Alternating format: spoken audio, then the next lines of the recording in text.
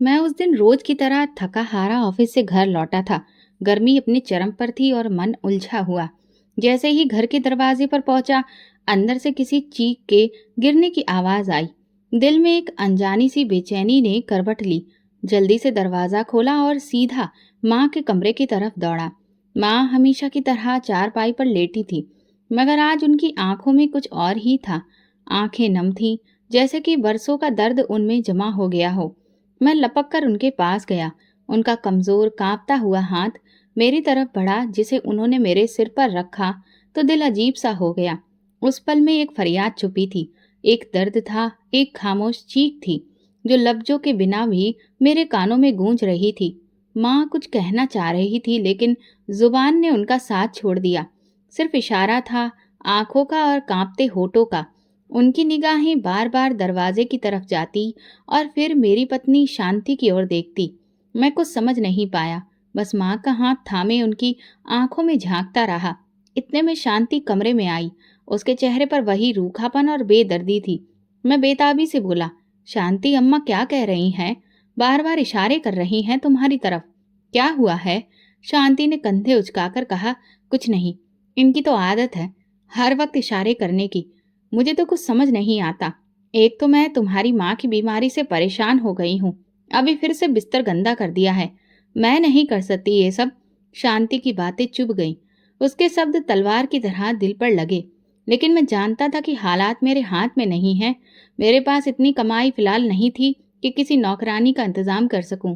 मैंने कहा, ठीक है, मैं खुद साफ कर देता हूँ। शांति ताना मारते हुए हंसी और बोली, रहने दो, तुमसे ये काम नहीं होंगे। और वो कमरे से बाहर निकल गई। मैं चुपचाप माँ के पास बैठा, उनकी आंखों में देखता रहा। अब उनके आंसू खामोशी से बह रहे थे। मैंने उनका बिस्तर साफ किया। बिस्तर की चादर पर वो बोझ नजर आ रहा था जो शायद बरसों की कुर्बानियों के बाद औलाद के हिस्से में आता है। जब मैंने उन्हें साफ सुथरे बिस्तर पर दोबारा लिटाया, उनकी नजर मेरी तरफ उठी। कुछ कहना चाहा, लेकिन शब्द नहीं निकले। उन्होंने अपनी कमजोर उंगली से बिस्तर पर कुछ लिखने की कोशिश की, जैसे कोई निशान बनाना चाहती हो। मैं समझने की कोशिश करता रहा, लेकिन कुछ समझ नहीं पाया। मैंने उनका हाथ थामा और कहा, अम्मा, आप कुछ कहना चाह रही हैं? बताइए ना, क्या बात है? उन्होंने धीरे से उस दिशा में इशारा किया जिधर शांति गई थी, और फिर अपने होठों पर उंगली रखी, जैसे कहना चाहती हूँ, चुप रहो, कुछ मत बोलो। उस पल मेरे वजूद में घबराहट दौड़ गई। मेरी माँ जो हमेशा हक की बात करती थी, आज मुझसे कुछ छुपा रही थी या छुपाने पर मजबूर थी। दिल में सवालों का तूफान उठ खड़ा हुआ। क्या वो शांति से डरती हैं? क्या वो मुझे कुछ बताना चाह रही है, लेकिन डर के कारण कह नहीं पा रही? मैंने उनके माथे को चूमा और कहा, अम्मा, कुछ भी हो, मैं हूं ना, सब संभाल लूंगा, आप फिक्र मत कीजिए। लेकिन उनकी नजरें कह रही थीं, तुम बहुत देर कर चुके हो अजय। उस रात मैं सो नहीं सका। दिल के अंदर एक बोझ, एक अजीब सी बेचैनी थी। शांति सो चुकी थी, लेकिन मैं माँ के कमरे में जाकर उनके पास बैठ गया। वो सो रही थी, लेकिन नींद में भी उनकी भौंहें सिकुड़ी हुई थीं, जैसे कोई दर्द अंदर ही अंदर उन्हें कचोट रहा हो। कुछ दिनों से मेरे दिल में एक अनजानी सी बेचैनी बस गई थी, कुछ ऐसा जो नजर नहीं आता, लेकिन हर पल महसूस होता। माँ की आंखों में छुपा दर्द, उनके कांपते हाथ, और सबसे बढ़कर वो पल जब शांति कमरे में आती है और अम्मा जैसे हलचल करना ही भूल जाती है। मैं ये सब देख रहा था, लेकिन शायद समझने के लिए तैयार नहीं था। एक शाम ऑफिस से लौटते हुए जैसे ही दरवाजे पर पहुंचा, अंदर से फिर कोई हल्की सी आवाज सुनाई दी। मैं तेजी से माँ के कमरे की ओर बढ़ा। दरवाजा धीरे से खोला तो देखा, माँ की आंखें नम थीं। वो छत को देख रही थी, जैसे वहां कुछ लिखा हो जो सिर्फ वही पढ़ सकती हो। मैं उनके पास जाकर बैठ गया। उनका हाथ अपने हाथ में लिया तो उसमें कपकपाहट महसूस हुई। मैंने प्यार से पूछा, अम्मा, कुछ कहना है? मैं सुन रहा हूँ। उन्होंने बड़ी हिम्मत करके बोलने की कोशिश की, जैसे कोई राज उनकी जुबान पर आया हो। लेकिन तभी शांति दरवाजे से अंदर आ गई और माँ की नजरें उस पर पड़ते ही वो बिल्कुल चुप हो गईं। मैं चौंक कर माँ की तरफ देखने लगा। उनकी आंखों में घबराहट थी, जैसे कि वो अपनी बातें छुपा रही हो। शांति ने हमेशा की तरह कुछ कपड़े और दवाइयां मेज पर रखी और कहा, दवा का वक्त हो गया है। अगर तुम्हारी बातें हो गई हो तो अम्मा को दवा दे दूं? मैंने इस बार किसी जासूसी अंदाज में कहा, मैं खुद दे देता हूँ। शांति ने थोड़ा चौंक कर मुझे देखा, लेकिन बिना कुछ कहे वापस पलट गई। माँ का चेहरा जैसे कुछ बोल रहा था। उनकी आंखों में एक सिकन सी छिपी थी, या शायद वो जैसे प्रार्थना कर रही थी। मैं उनकी तरफ झुककर बोला, अम्मा कुछ कहना चाह रही थी? शांति के आने से पहले बताइए, मैं सुन रहा हूँ। माँ ने धीरे से आंखें बंद कर ली और इनकार में सिर हिला दिया। उसी रात जब अचानक नींद से मेरी आंख खुली तो मैंने देखा कि शांति अपने बिस्तर पर नहीं थी। रात के 2 बजे का वक्त था। उस वक्त शांति कहाँ जा सकती है? मैं तुरंत कमरे से बाहर निकला। किचन से शांति के बोलने की आवाजें आ रही थी। वो छुपकर किसी से फोन पर बातें कर रही थी। हाँ, रोज रोज एक जैसा गाना हो गया है, एक जैसा रोना धोना। तंग आ गई हूं मैं। कब तक उनके बिस्तर धोती रहूं? तुम समझते क्यों नहीं हो? मैं इंसान हूं, कोई फरिश्ता नहीं हूं। बस वो औरत मर क्यों नहीं जाती? मेरे कदम वहीं जम गए। दिल जैसे फट गया हो। मैं वापस पलटा तो पांव कांप रहे थे। माँ की तरफ गया तो वो जाग रही थी। आंखों से खामोश आंसू बह रहे थे। मैंने कुछ नहीं कहा, सिर्फ उनके पास बैठा रहा। कुछ देर बाद माँ ने बड़ी मुश्किल से मेरी उंगली पकड़ी और अपनी तरफ खींचा। उनकी नजरें मेरी आंखों में गड़ी थी, जैसे कोई आखिरी बात कहना चाहती हो, जैसे वो बताना चाहती हो कि उनके साथ कुछ हो रहा है। मैं फिर से चुपचाप पूछने लगा, अम्मा शांति कुछ कहती है आपको? कुछ करती है? उनकी पलकें भीग गईं, लेकिन होंठ चुप रहे। वो कुछ कह नहीं पा रही थी, या शायद डर के मारे नहीं कह रही थी। उनकी नजर बार बार दरवाजे की तरफ जा रही थी, जैसे कोई आने वाला हो। दिल में अजीब सा खौफ बैठ गया था। उस दिन के बाद एक और वाक्य ने मेरे शक को पक्का कर दिया। मैं ऑफिस से जल्दी आ गया। घर में गैर मामूली खामोशी थी, जैसे कोई मौजूद तो है मगर खामोश बैठा हो। मैं माँ के कमरे की तरफ बढ़ा। दरवाजा हल्का खुला था। अंदर देखा तो माँ के चेहरे पर वही खौफ था और शांति उनके बिल्कुल पास में खड़ी थी। हाथ में कुछ था, शायद दवा की शीशी। मैंने शांति को आवाज दी, क्या हो रहा है? वो चौंक गई, जल्दी से पीछे हुई और बोली, कुछ नहीं, बस दवा दे रही थी। मैंने माँ की तरफ देखा। उनकी आंखों में डर था जो पहले कभी नहीं देखा था। शांति जल्दी से बाहर निकल आई। मैं माँ के पास गया और पूछा, क्या दवा दे रही थी? माँ ने बड़ी मुश्किल से सिर को हिलाया, जैसे कुछ गलत था, जैसे कुछ ऐसा हो रहा था जो मुझे नहीं पता। अब मुझे यकीन होने लगा था, अम्मा कुछ छुपा रही थी और शांति इस छिपाए जाने का कारण थी। मेरी माँ जो हमेशा मुझे हर दुख से बचाती थी, अब खौफ के साए में लिपटी चुप थी। और मैं, एक बेटा जो शायद बहुत देर से जगा था। ये कहानी बस इतनी नहीं थी, कुछ था जो अभी सामने आना बाकी था। कुछ शायद मेरे वजूद को झंझोड़ कर रख देता। और मैं उस वक्त के करीब पहुंच रहा था जब खामोशियां सब कुछ बोलने लगती हैं। वो दिन आम दिनों की तरह ही शुरू हुआ था, लेकिन अंजाम ऐसा लेकर आया जिसने मेरे अंदर बरसों से जमा सुकून को जड़ से उखाड़ कर फेंक दिया। सुबह की चाय खत्म करते ही मैं ऑफिस के लिए निकलने की तैयारी कर रहा था कि माँ की तरफ से हल्की सी आवाज आई, जिसमें अजीब सी बेचैनी थी, जैसे कुछ होने वाला हो। मैं उनके पास गया। उनका माथा हल्का सा पसीने से भीग रहा था। हाथ बार बार बिस्तर के कोने की तरफ जा रहा था। मैंने पूछा, अम्मा कुछ चाहिए? पानी, दवा? उन्होंने सिर्फ आंखों से मुझे देखा, कुछ नहीं कहा। बस मेरे माथे को छुआ और फिर हाथ झटक कर वापस रख दिया। ये उनका तरीका था कि वो कुछ कहना चाहती थी, लेकिन अब जुबान साथ नहीं देती। मैंने शांति को आवाज दी, जो किचन में बर्तन समेट रही थी। शांति, अम्मा कुछ बेचैन सी लग रही हैं। तुम देख लो, मैं ऑफिस जा रहा हूँ।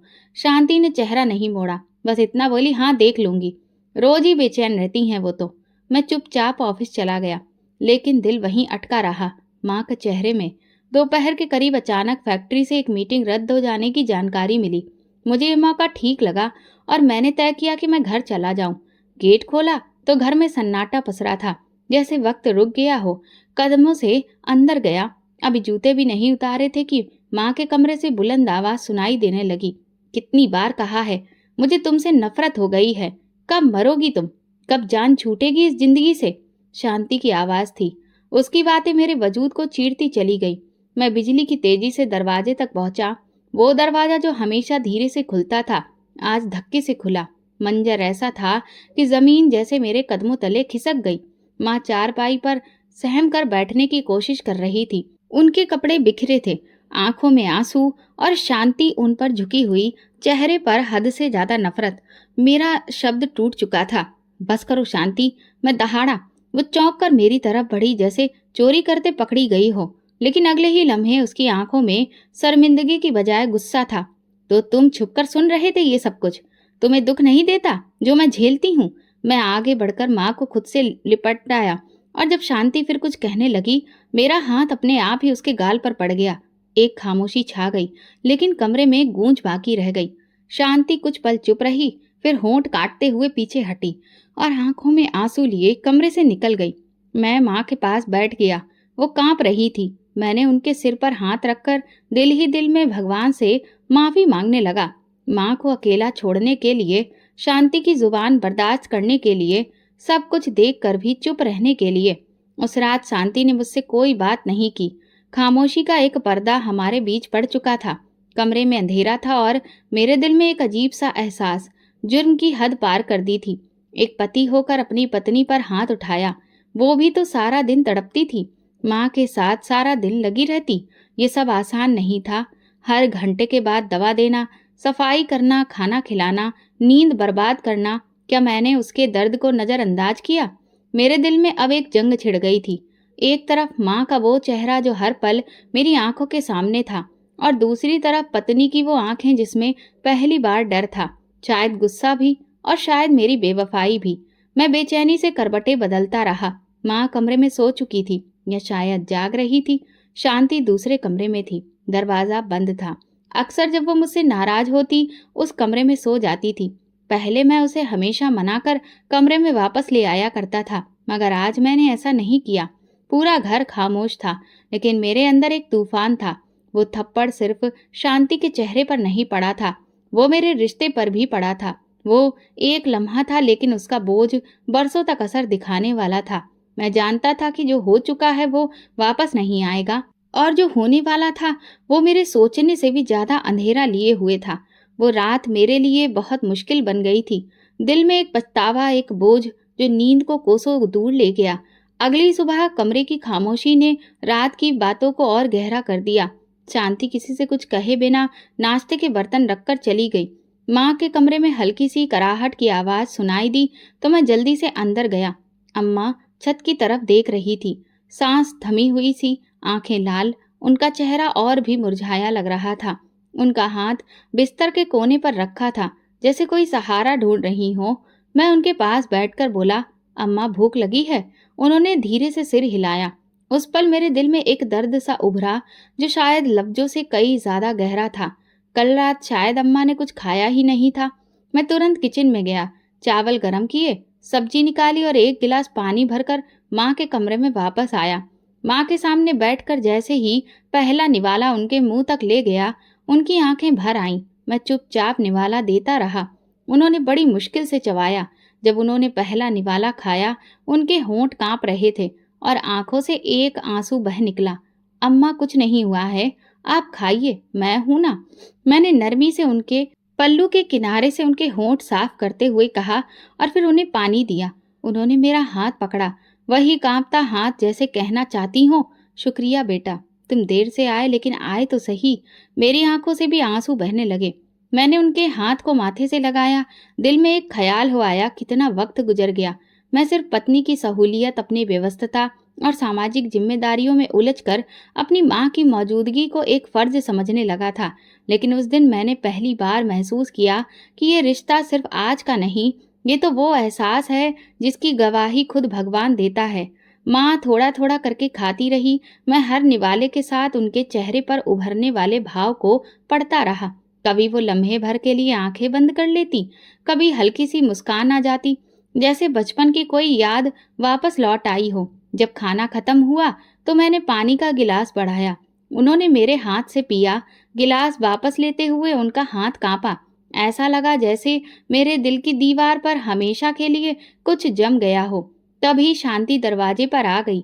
चेहरा सपाट था, लहजा गुस्से वाला। दवा दे दी है, मैंने नरमी से कहा। अभी खिलाया है, कुछ देर में दे दूंगा। वो खामोशी से वापस चली गई। माँ की आंखें फौरन दरवाजे की तरफ गईं। वही डर, वही घबराहट। उनका हाथ मेरे हाथ पर था, लेकिन जैसे उंगलियां और कमजोर हो गई हों। मुझे अंदाजा हो रहा था कि कुछ है जो माँ कहना चाहती है, लेकिन जुबान साथ नहीं दे रही। शायद वक्त सही नहीं है। उस शाम मैंने माँ के करीब बैठकर उनकी तस्वीरें देखना शुरू की। वो तस्वीरें जो पुराने संदूक से निकली थी, वो वक्त जब वो खुद मेरे लिए खाना बनाती थी, रातों को मेरे बुखार में जागती थी, मुझसे लिपेट कर गोद में लोरी सुनाती थी। आज वही माँ बिस्तर से लगी, चुपचाप और मोहताज थी। मैंने उनके सिर पर हाथ रखकर मन में कहा, शर्मिंदा हूं मैं, तुम्हारे पास होते हुए भी तुमसे दूर रहा। आप जो कुछ भी हैं, मैं तुम्हारे साथ हूँ। उन्होंने धीरे से मेरी उंगलियों को दबाकर मेरी बात का जवाब दिया। उस रात मैं उनके साथ ही बैठा रहा। उनके चेहरे की झुर्रियों में एक उम्र की कहानी लिखी थी और मैं पहली बार उसे पढ़ने की कोशिश कर रहा था। और वो प्यार भरी नजरें जो एक माँ ही दे सकती है, बिना शिकायत, बिना सवाल के, वो नजर मेरी पूरी जिंदगी का कर्ज बन गई। माँ को खाना खिलाकर जब मैं कमरे से बाहर निकला तो बाहर की हवा जैसे कुछ और ही कहानी सुनाने लगी। शांति टीवी लॉन्च में बैठी थी, लेकिन उसके चेहरे पर वो सुकून नहीं था जो कि आम दिनों में होता था। आंखों में उलझन, माथे पर तेवर और होठों पर दबी हुई नाराजगी, जिसे मैं कई दिनों से महसूस करता रहा था। मैंने नरमी से पूछा, काफी देर से चुप हो, सब ठीक है? उसने मेरी तरफ देखा और ठंडी सांस लेकर बोली, अब इस घर में कुछ ठीक रह गया है? एक बीमार माँ जो हर वक्त तुम्हारा ध्यान खींचने की कोशिश करती है, और एक पत्नी जो हर पल कुर्बानी देती है, मगर बदले में तुम्हारा एक नरम शब्द तक नहीं मिलता। मैं खामोश हो गया। शायद वो जो कह रही थी वो अपने हिसाब से सच था, मगर मैं जानता था कि हर सच एक जैसा नहीं देखा जा सकता। शांति ने फिर बात का सिलसिला जोड़ा, देखो अजय, तुम्हारी माँ की हालत अब वैसी नहीं रही जो पहले थी। डॉक्टर भी कह चुके हैं कि कोई बेहतरी मुमकिन नहीं है। दिन ब दिन उनकी तबीयत और बिगड़ती जा रही है, और मैं तो अब थक चुकी हूँ। मेरे सब्र की भी कोई हद है। मैंने गहरी सांस ली। उसके शब्द तेज थे, लेकिन मैं इनकार नहीं कर सकता था कि वो वाकई एक मुश्किल वक्त से गुजर रही थी। शांति, मैं समझता हूँ कि तुम बहुत कुछ सह रही हो, पर माँ भी तो बेबस है। उनका तो सिर्फ हम लोग ही सहारा हैं। मैंने धीरे से कहा, नहीं अजय, वो तेज आवाज में बोली, अब तुम नहीं समझ रहे। तुम सिर्फ माँ को देखते हो, मुझे नहीं। सारा दिन उनकी सफाई करना, दवा देना, खाना बनाना, ठीक है, और ऊपर से तुम्हारी खामोशी। तुम्हें लगता है मैं कोई मशीन हूँ? मैंने उसकी तरफ देखा। आंखों में आंसू थे, मगर वो खुद को जब्त किए हुए थी। मैं तुम्हारी माँ की दुश्मन नहीं हूँ अजय। मैं भी उनकी सेवा कर रही हूँ, दिन रात जागती हूँ, लेकिन अब हर दिन एक जैसा हो गया है। एक सी थकान, एक सी खामोशी। उसकी बातें मेरी रगों में घूमने लगी। क्या वाकई मैं इतना बेखबर रहा? क्या मैंने सिर्फ माँ का दुख देखा और शांति की खामोश चीखों को नजरअंदाज कर दिया? एक पति होने के नाते क्या मैंने इंसाफ किया? मैं कुछ कहे बिना कुर्सी पर बैठ गया। उसके शब्द मेरे कानों में गूंज रहे थे, माँ कभी ठीक नहीं होगी। कब तक ये सिलसिला चलेगा? कब तक मैं अपनी जिंदगी को एक मजबूर वजूद के साए में गुजारती रहूंगी? ये वो बात थी जो मेरे दिल पर हथौड़े की तरह लगी। मैंने अपनी आंखें बंद कर ली। शांति अब धीरे धीरे बात करती रही। मैं सुनता रहा, खामोश, बिना कोई हरकत किए। अगर मैं बीमार हो जाऊं तो मुझ पर भी इतना ही ध्यान दोगे? उसके सवाल पर मैं चौंक गया। उसकी आंखों में कैसा सवाल था जिसका जवाब मेरे पास नहीं था। ये सच है कि माँ अब कभी ठीक नहीं होगी, मैंने खुद से कहा, लेकिन ये भी सच है कि वो एक माँ है जिन्होंने अपनी जिंदगी का बेहतरीन वक्त मेरे लिए कुर्बान किया था। मैं उठकर दोबारा माँ के कमरे में गया। उनकी आंखें बंद थीं, माथे पर पसीना। मैंने तौलिया उठाकर उनका माथा पोंछा। वो धीरे से जागी और एक कमजोर सी मुस्कान उनके चेहरे पर आई। मैं उनके पास बैठकर सोचता रहा, शांति के शब्द, माँ के हालात और अपने बीच की कसमकस। ऐसा लग रहा था जैसे मैं दो किनारों के बीच में लटका हुआ हूँ। एक तरफ पत्नी जिसका सब्र टूट चुका है, और दूसरी तरफ माँ जिसका वजूद हर लम्हे मिटता जा रहा है। क्या मेरे लिए कोई बीच की राह नहीं बची है? ये वक्त मुझे किसी और जगह खींच ले जाएगा? ये सवाल उस रात मेरे दिल में गूंजता रहा और मैं जवाब ढूंढता रहा। अगली सुबह आंख खुली तो घर में खामोशी थी। शांति किचन में नहीं थी, ना ही टीवी लॉन्च में। उसकी कोई आहट सुनाई नहीं दे रही थी। मैं सीधा माँ के कमरे की तरफ गया। माँ चारपाई पर लेटी थी। उनकी आंखों में गैर मामूली उदासी थी, जैसे वो किसी गहरी सोच में हो। मैं उनके पास बैठकर धीरे से हाथ थाम कर बोला, अम्मा दवा खा लेना। उन्होंने पलकें झपकाई, फिर होंठ हिलाए, जैसे बहुत मुश्किल से कुछ कहने की कोशिश कर रही हो। दवा नहीं दी थी। मेरी सांस रुक गई। मैंने उनकी तरफ देखा। क्या कहा आपने अम्मा? दवा नहीं दी? उन्होंने हल्के से सर हिलाया और आंसू निकल पड़े। मेरे दिल में जैसे कोई सिलसिला जाग गया। कौन? शांति? माँ ने इनकार में सिर हिलाया, जैसे वो जवाब देने से डर रही हो, लेकिन इनकार भी नहीं कर पा रही हो। उनकी आंखों में ख्वाहिश थी जो पहले कभी महसूस नहीं हुई। मेरे मन में फौरन पिछले कई दिनों की वो यादें उभर आईं जब मैंने शांति से कहा था कि मुझे भी डॉक्टर के पास चलना है, और वो हर बात कोई न कोई बहाना बनाकर मना कर देती थी। मैं खुद चली जाऊंगी, तुम ऑफिस का काम छोड़कर क्या करोगे? दवा तो मुझे ही देनी होती है ना, डॉक्टर से मैं खुद बात कर लूंगी। ये बात मैं कई बार सुन चुका था और हर बार चुप था। अब माँ के इनकार ने वो सब बातें नई तरह से चुपती सच्चाई में बदल दी। मैंने तुरंत शांति को आवाज दी। वो कुछ लम्हों के बाद कमरे में आई। चेहरे पर नाराजगी थी। क्या हुआ? क्यों बुला रहे हो? मैंने माँ की तरफ इशारा करते हुए कहा। अम्मा कह रही हैं कि उन्हें दवा नहीं दी जाती। तुम तो कहती हो रोजाना वक्त पर दवा देती हो। शांति ने तुरंत गुस्से में कहा। अरे, वो तो कुछ भी कह देती हैं। तुम्हें पता है उनकी याददाश्त कितनी कमजोर हो गई है? पिछले हफ्ते तो उन्होंने मुझे अपनी बहू मानने से भी इनकार कर दिया था। मैंने माँ की तरफ देखा। उनकी आंखों में बेबसी थी, जैसे वो अपनी सफाई में कुछ कहना चाहती हो, लेकिन शांति अब भी यही कह रही थी। उनकी हालत दिन ब दिन बिगड़ रही है, और अगर वो दवा नहीं खा रही हैं तो ये खतरनाक है। शांति ने जलकर कहा। अजय, तुम्हें मेरी किसी बात पर यकीन ही नहीं आता। रोजाना मैं उन्हें वक्त पर दवा देती हूँ। अगर वो भूल गई तो इसमें मेरा क्या कसूर? मैंने पहली बार उसकी आंखों में झांक कर देखा। वहां कुछ छुपा हुआ था। अच्छा बताओ, इनमें से कौन सी दवा दी थी आज सुबह? मैंने नरमी से पूछा। वो एक पल को रुकी, फिर बोली, वही वाली जो डॉक्टर ने पिछली बार दी थी। तुम्हें क्या पता? तुम तो साथ भी नहीं गए थे। मैं चुप हो गया। ये सच था, मैं कभी साथ गया ही नहीं था। हर बार जब भी डॉक्टर के पास जाने का वक्त होता, शांति अकेले ही चली जाती थी। मैं कई बार बोला कि चलो, मैं भी चलता हूँ, बात करनी है डॉक्टर से, मगर हमेशा जवाब एक जैसा होता, मैं संभाल लूंगी, तुम्हारी फैक्ट्री का काम ज्यादा जरूरी है। तब मुझे ये बात जिम्मेदारी की लगती थी। आज वही बात छुपाने की कोशिश लग रही थी। मैं उठा और माँ की दवाइयों की अलमारी की तरफ गया। एक पुरानी चीज जिस पर दवा की तारीख 2 महीने पुरानी थी, अभी भी आधी भरी पड़ी थी, और बाकी पैकेट खोले ही नहीं गए थे। मैंने शांति की तरफ देखा। वो पल भर को गुस्सा हो गई, फिर गुस्से से बोली, वो तो पुरानी दवा है, डॉक्टर ने बाद में नई दी थी, पर तुम्हें ये सब समझाना बेकार है। अच्छा, तो फिर नई दवा कहाँ है?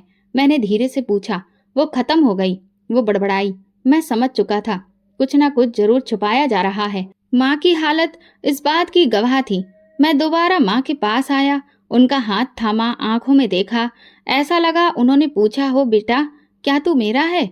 उस लम्हे मैं टूट गया। मैं एक बेटा जो अपनी माँ के लिए सब कुछ होना चाहिए था, आज खुद अनजाने में उनका हाथ छीनने वालों में शामिल हो गया था। मैंने लेकिन खुद से फैसला किया कि अब मैं कुछ छुपने नहीं दूंगा।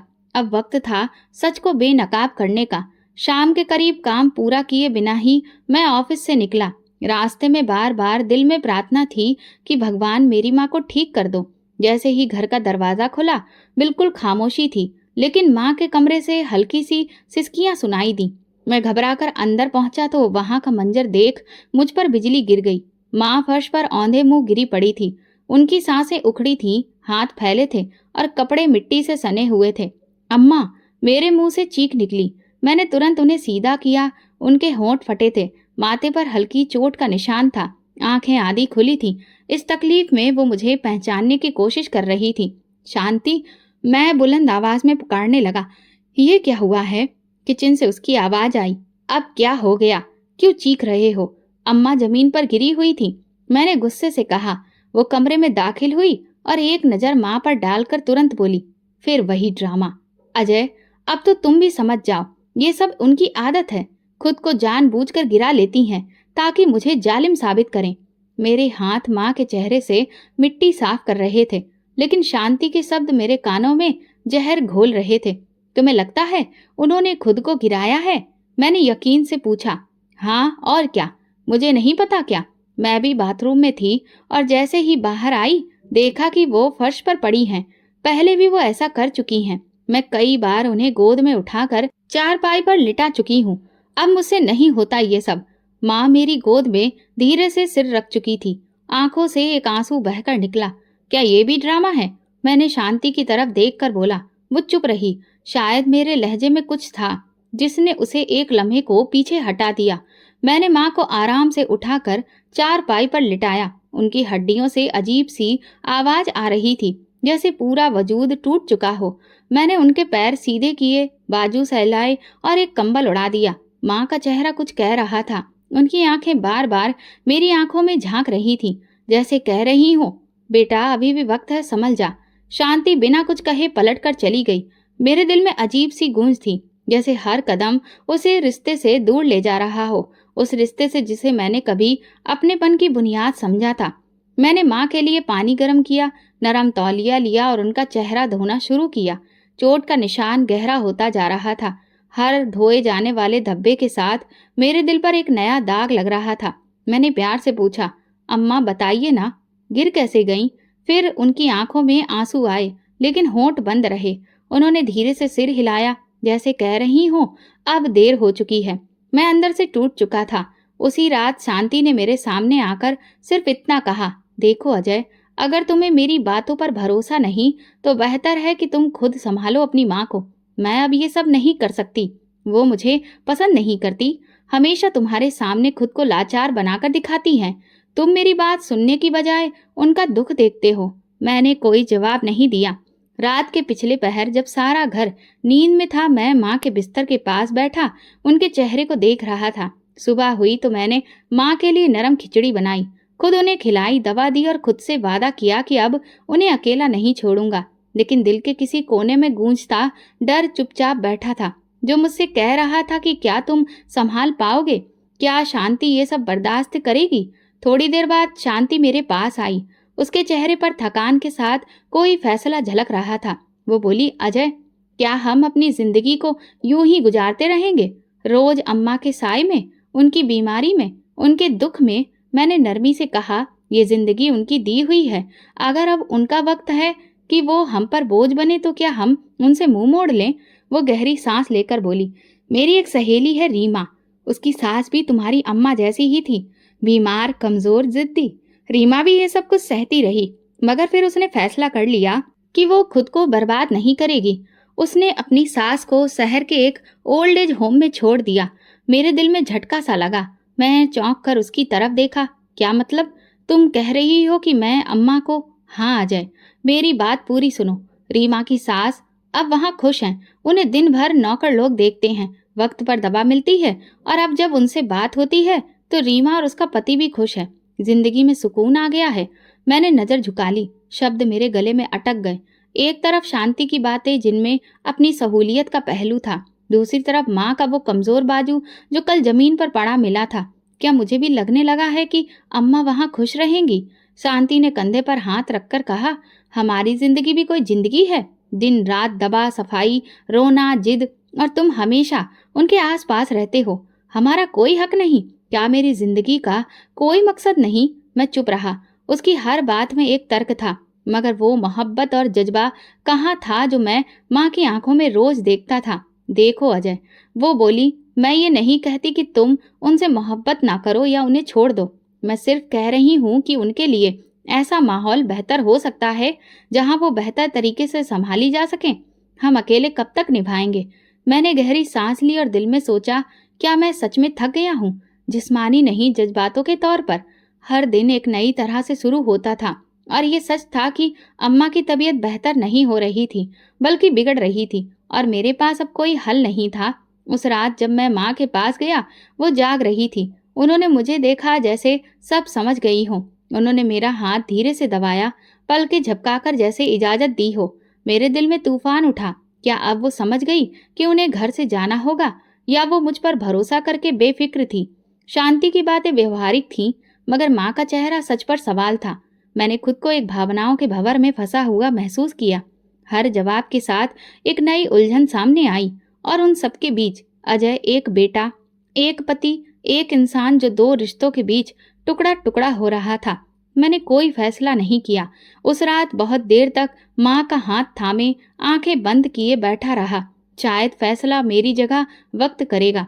शायद वे खामोश आंखें जिनमें अब भी एक दुआ बंधी हुई थी, वो सुबह जैसे कयामत की खामोश शुरुआत लेकर आई। सूरज अभी पूरी तरह से नहीं निकला था, लेकिन मेरे दिल में एक साया छाया हुआ था। पिछली रात माँ का चेहरा, शांति की बातें जिनमें अपने आराम को ज्यादा महत्व दिया जा रहा था, मेरी उलझने अंदर ही अंदर मुझे कचोट रही थी। थोड़ी देर बाद जैसे ही मैं माँ के कमरे की तरफ गया, वहां से तेज बदबू मेरी नाक में घुसी। मेरा दिल डूबने लगा। माँ बिस्तर पर लेटी थी, लेकिन इस बार उनके आसपास सब बिखरा हुआ था। चादर, तकिया, बिस्तर सब गंदा। उनका चेहरा शर्मिंदगी और बेबसी का आईना बना था। वो मुझे देख रही थी, जैसे माफी मांग रही हो, जैसे कहना चाह रही हूँ, बेटा मैंने जानबूझकर नहीं किया। मैं चुपचाप उनके पास गया, कुछ नहीं बोला, बस नरमी से चादर हटाई, साफ कपड़े निकाले और माँ को संभाला। वो बेचारी इस कदर घबराई हुई थी कि उठते ही कांपने लगी। मैंने उन्हें धीरे से सहारा दिया, पानी से चेहरा पोंछा और फिर बिस्तर पर लिटा दिया। जैसे ही मैं सफाई पूरी करके बाहर निकला, शांति किचन के दरवाजे पर खड़ी थी, आंखों में वही थकान, लेकिन आज कुछ और भी था, फैसला। बस अब बहुत हो गया अजय, वो चट्टान की तरह खड़ी बोली। ये सब मुझसे अब नहीं होता। सुबह उठते ही गंदगी साफ करो, सारा दिन संभालो और तुम बस हमदर्द बने घूमते रहो। आज फैसला कर लो, या तो वो रहेगी या मैं। तुम्हारी माँ के लिए तुम्हारा फर्ज खत्म ही नहीं होता, तो मेरी पत्नी होने का भी कोई हक मुझे मिलेगा या नहीं? तुम चाहते हो मैं सारी उम्र एक बिस्तर पर पड़ी औरत के आसपास अपनी जिंदगी की धारा बनाकर रखूं? मैं कुछ कहना चाहा, लेकिन उसने हाथ उठाकर रोक दिया। नहीं, आज कोई बहस नहीं, बस एक बात सुन लो, या तो उन्हें ओल्ड एज होम ले जाओ या फिर मुझे मेरे मायके छोड़ दो। मैंने ठंडी सांस भरकर घर बचाने के लिए माँ से अलग होने का सोचा, जो मेरी रूह को जख्मी कर गया। शाम होने से पहले मैंने खामोशी से एक ओल्ड एज होम के बारे में पता किया, कमरा पसंद किया और अगले दिन के लिए वक्त तय कर लिया। जब माँ को बताया, वो चुप हो गई। उनकी आंखें नम हो गईं, लेकिन होठों पर कोई शिकायत नहीं आई। बस उनका कांपता हुआ हाथ मेरे हाथ पर आया और उन्होंने इनकार में सर हिलाया। आंखों से साफ साफ कहा, मत लेकर जाओ, मैं यहाँ रहना चाहती हूँ अपने बेटे के साथ। मेरा दिल फटने को आया। मैंने उनके हाथ को चूमा, माथे पर हाथ फेरा और खामोशी से कहा, मुझे माफ कर देना माँ, मैं कमजोर हो गया हूँ। अगले दिन जब हम गाड़ी में रवाना हुए, माँ की आंखें बार बार बाहर देखती रहीं। ना वो कुछ बोली ना मैं। हर गुजरती इमारत, हर सड़क का मोड़ उनकी जिंदगी से जुड़ी किसी याद की तरह था। जब हम ओल्ड एज होम पहुंचे तो दरवाजे पर मौजूद लोगों ने नरमी से माँ को व्हील चेयर में बिठाया। मैं उनके बराबर झुका, उनके कान के पास जाकर बस इतना कहा, ये फैसला सिर्फ मजबूरी में था अम्मा, मैं आपसे मुंह मोड़ना नहीं चाहता था। माँ ने धीरे से मेरी तरफ देखा। आंखों में आंसू थे, लेकिन उनकी खामोशी मुझे सजा दे रही थी, जैसे वो कह रही हो, बेटा जिस पत्नी को बचाने के लिए तुम माँ से मुंह मोड़ सकते हो, उसे जिंदगी कभी माफ नहीं करती। मैंने उनके लिए कुछ कपड़े, दवा और उनकी पसंदीदा चीजें वहां के कमरे में रखी और पलटने लगा। जैसे ही दरवाजे की तरफ बढ़ा, उन्होंने सहारे से मेरा दामन थामने की कोशिश की, मगर उंगलियां हवा में ही रह गईं। मैं एक लम्हे को रुका, मगर पलटकर ना देख सका, जैसे दिल किसी ने मुट्ठी में लेकर निचोड़ दिया हो। घर वापस आया। शांति ने कहा, अब जरा सुकून से सो पाएंगे, है ना? मैंने कुछ नहीं कहा। कमरे की दीवारें अजीब सी अजनबी लगने लगी, जैसे हर शय मुझे से सवाल कर रही हो कि किस कीमत पर ये बचा है घर। क्या माँ के बिना भी घर घर रहता है? वो रात मेरी नींद की आखिरी रात थी और अगले दिन मेरा ज़मीर मेरे साथ बोलने लगा, लेकिन उस वक्त मैं सिर्फ खामोशी की चादर ओढ़े खुद को तसल्ली देता रहा कि मैंने एक बेटे की नहीं बल्कि एक पति की जिम्मेदारी पूरी की है। हालांकि अंदर से अच्छी तरह जानता था कि मैं दोनों में से कोई भी जिम्मेदारी नहीं निभा पाया। माँ को ओल्ड एज होम छोड़कर आए कुछ ही दिन गुजरे थे, मगर वो दिन मुझे बरसों की तरह महसूस होने लगा। शांति के चेहरे पर एक अजीब सा सुकून नजर आ रहा था, जैसे उसने किसी बोझ से जान छुड़ाई हो। घर में खामोशी कुछ ज्यादा हो गई थी और मैं उसी खामोशी में अपने ज़मीर की आवाज को दबाता जा रहा था। एक शाम जब मैं स्टोर रूम की पुरानी चीजें देख रहा था, अचानक एक पुराना टीन का डिब्बा मेरे हाथ लगा। उस पर माँ के हाथ से लिखा हुआ एक छोटा सा लेबल था, दवाइयाँ, सुबह शाम रात। दिल धड़कने लगा। मैंने डिब्बा खोला। अंदर वही दवाइयाँ थी जो डॉक्टर ने कई हफ्ते पहले माँ को दी थी। और कुछ तो पैकेट ऐसे थे जो बिल्कुल वैसे के वैसे ही बंद थे। कुछ की तारीख गुजर चुकी थी और कुछ बोतलें तो खुली ही नहीं थी। मेरी आंखें खुली की खुली रह गईं। ये कैसे हो सकता है? शांति तो कहती थी कि रोज दवा देती है। दिल में एक सांप रेंग गया। मैंने शांति को आवाज दी। वो किचन में खड़ी चाय बना रही थी। मैंने हाथ में वो डिब्बा उठाया और उसके सामने रखा। ये देखो, माँ की दवाइयाँ सबकी सब वैसे के वैसी क्यों पड़ी हैं? तुम तो कहती थी कि दवा खत्म हो गई थी, नई लाई थी। उसने एक लम्हे खाली आंखों से डिब्बा देखा, फिर चेहरे पर बड़ी मासूमियत लाते हुए बोली, अरे ये पुरानी दवाइयाँ हैं। डॉक्टर ने बाद में कुछ दवाइयाँ बदल दी थी, मैं वो लाई थी। ये सब पुरानी थी इसलिए रख दी थी। मैं शक भरी नजर से उसकी तरफ देखने लगा। मगर तुमने तो कभी नहीं बताया कि दवा बदली थी। जब मैंने पूछा तो तुमने कहा था सब कुछ वक्त पर दिया जा रहा है। वो झल्लाकर बोली, अजय, तुम्हें हमेशा मुझ पर शक ही करना है ना? अब अगर मैंने अलग रख दी थी तो क्या हुआ? हर बात का हिसाब देना पड़ेगा मुझे। मैं चुप हो गया, लेकिन अंदर से बेचैन मन की हालत दिन ब दिन बिगड़ रही थी और मैं अंधों की तरह भरोसा करता रहा। मेरी आंखों के सामने वो लम्हा घूम गया जब माँ ने बेहोश होकर सिर हिलाया था। मैंने टूटे शब्दों में कहा था, दवा नहीं देती। जब तब मैंने उनकी कमजोरी को याददाश्त की भूल समझा, लेकिन अब हकीकत किसी और तरफ जा रही थी। मैंने तुरंत अपनी गाड़ी निकाली और ओल्ड एज होम पहुंचा। माँ बगीचे में व्हीलचेयर पर बैठी थी। धूप में उनका चेहरा चमक रहा था। मुझे देखते ही उनकी आंखों में चमक सी आ गई, जैसे वर्षों बाद कोई अपना नजर आया हो। मैं उनके पास जाकर पहुंचा, उनके पैर छुए, उनके हाथ थामे और उनकी हड्डियों की गर्माहट महसूस की। उनके प्यार में वो ममता थी जो मैंने हमेशा महसूस की थी। अम्मा, दवाई वक्त पर मिल रही है? मैंने नरमी से पूछा। उन्होंने धीरे से पलकें झुकाई, फिर सिर हिलाया। पहले नहीं। उनके होठों से बस इतना निकला। मेरी रूह कांप गई। किसने नहीं दी? मैं पूछना चाहता था, लेकिन उनकी सांसें तेज हो गईं, जैसे डर फिर से लौट आया हो। मैंने तसल्ली दी, पानी पिलाया और उनके साथ कुछ वक्त बैठा रहा। मैंने महसूस किया माँ कुछ कहना चाह रही है, लेकिन जुबान साथ नहीं दे रही। वापसी पर मैं सीधा उस डॉक्टर के क्लिनिक गया जहाँ माँ को शांति ले जाया करती थी।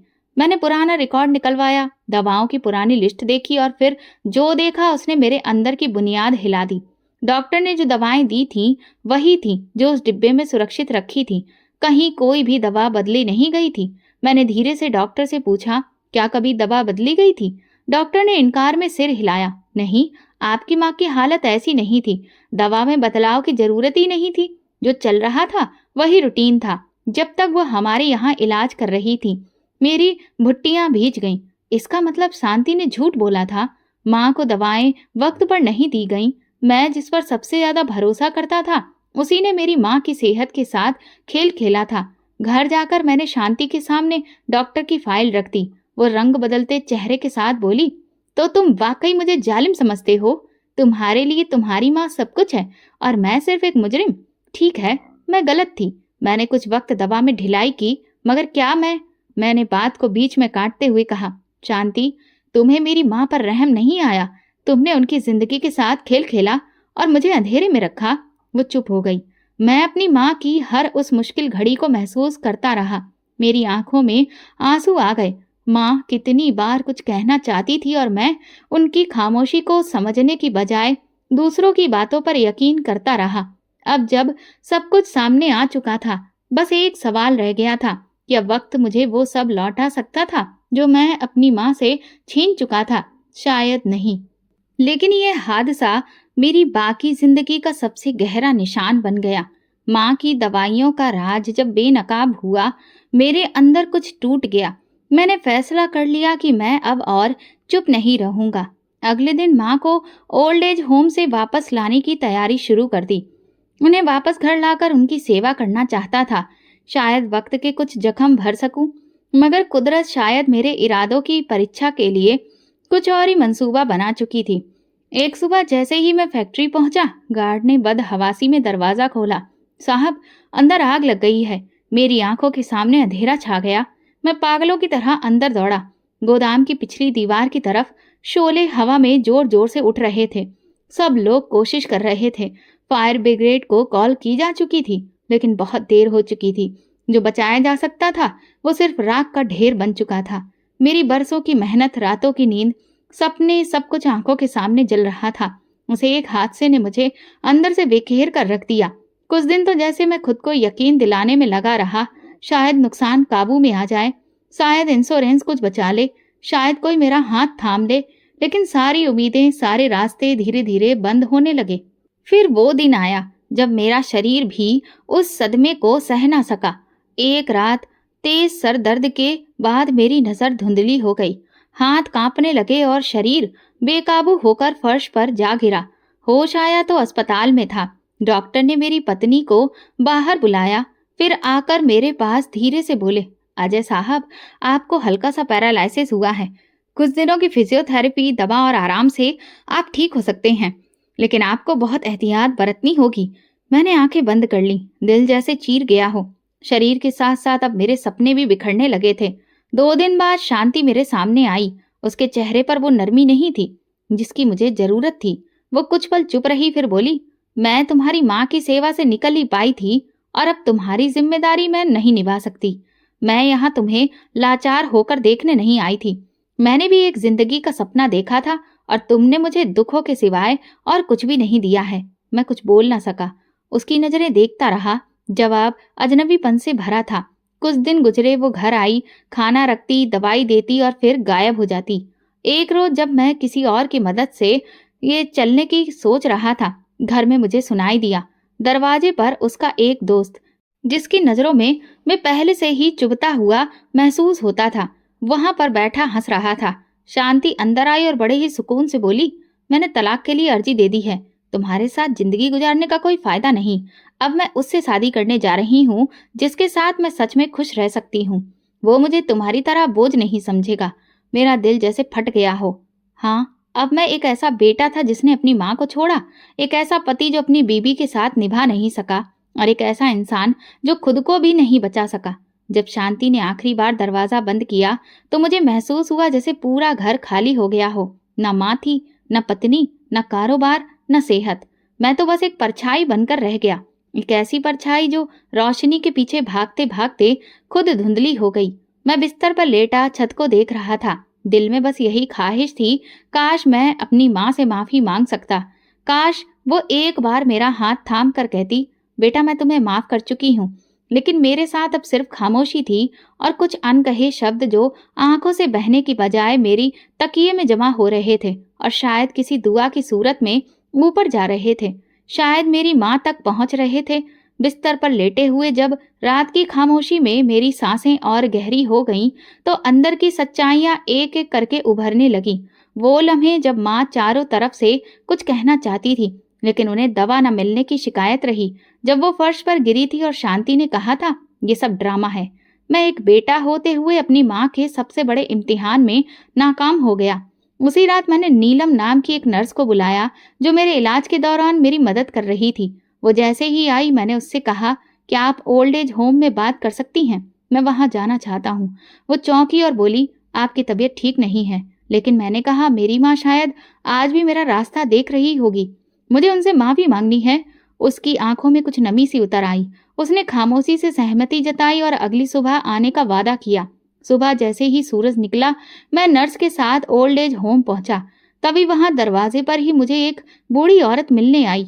उसने बड़ी नरमी से कहा, आप अजय हैं? मेरे होंठ कांप उठे। हाँ, पर मेरी माँ। कुछ लम्हे पहले ही ये सुनते ही मेरी सांस रुक गई। क्या मतलब? हमने आपको जानकारी देने की कोशिश की थी लेकिन आपका नंबर बंद जा रहा था। उनकी हालत काफी खराब हो गई थी और अभी अभी वो स्वर्ग सिधार गईं। ये शब्द नहीं थे, ये तीर थे जो मेरे दिल में घुस गए। नहीं अम्मा। मेरी आवाज जैसे गले में दब गई। मैं नर्स की मदद से उस कमरे की तरफ बढ़ा जहां माँ का शरीर सफेद चादर में लिपटा था। कमरे में खामोशी थी, सिर्फ उनकी सांसों की गूंज थी जो अब थम चुकी थी। मैं उनके पास गया, घुटनों के बल गिर गया, चेहरा चादर से हटाकर उनके माथे को चूमा। अम्मा, मैं आ गया हूँ, मुझे माफ कर दो। लेकिन उनकी पलकें बंद थीं, होंठ खामोश। मैं फूट फूट कर रोने लगा। हिचकियां मेरी रूह से निकल रही थीं। सब लोग वहां खामोशी से सब कुछ देख रहे थे। उन्होंने बताया कि आखिरी दिनों में अम्मा अक्सर किसी के इंतजार में रहती थी, बार बार दरवाजे की तरफ देखती थी और कभी कभी अपने हाथ से किसी का नाम लिखने की कोशिश करती थी। मैं समझ गया, वो मेरा ही रास्ता देख रही थी।